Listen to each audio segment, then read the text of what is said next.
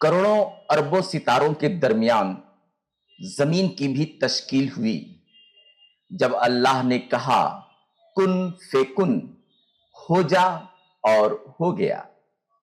इस तरह इन बेशुमार सितारों के दरमियान वाहिद वो जमीन है जिस पर अल्लाह ने अपना खलीफा बनाने का फरिश्तों के सामने इजहार किया।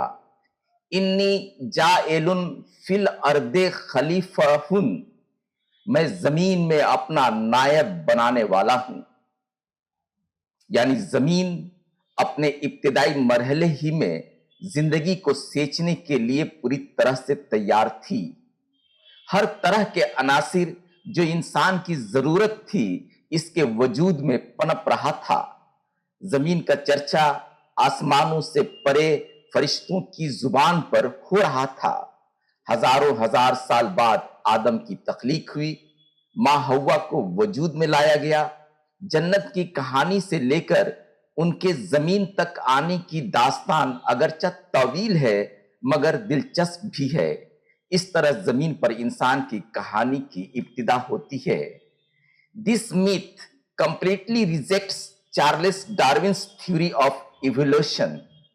Everything in this world presents all existence based on pre-planning according to the will of God, which helps man survive in this world. ये तय है कि हमारे आबा वजदाद बंदर नहीं थे, बल्कि अल्लाह ने इंसान को उसकी खूबसूरती, उसकी फितरत पर पैदा किया है। वक्त और हालात ने इंसान को मुख्तलिफ खित्तों में माइग्रेट करने पर मजबूर किया। मौसम और आबो हवा ने लोगों के खदोखाल और रहन सहन में तब्दीली पैदा की। मुख्तलिफ खित्तों में मुख्तलिफ तरह की जुबानें भी परवरिश पाती रहीं। बाज मुफक्किरों का यह भी दावा है कि इंसान किसी दूसरी दुनिया से इस धरती पर आया है और वो लोग अपनी बातों को सच साबित करने के लिए बेशुमार दलाइल पेश करते हैं। हिंदू मजहब में भी ब्रह्मा ने सबसे पहले इंसान मन्नू की तख्लीक की थी और शत्रुपा जो उनकी पत्नी थी उसे भी उसी ने बनाया था।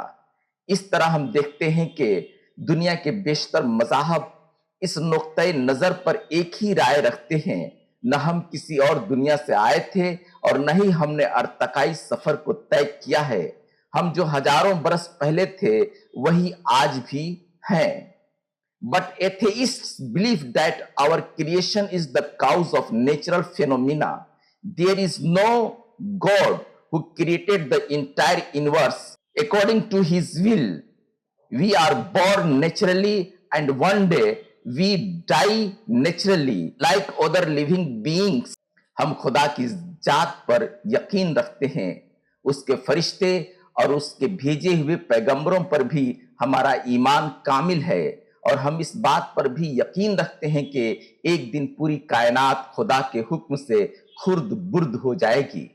अल्लाह हमें नसीहत दे कि हमारा खात्मा मुकम्मल ईमान पर हो। शुक्रिया दोस्तों, फिर मिलते हैं किसी दूसरी वीडियो में। तब तक के लिए खुदा हाफिज।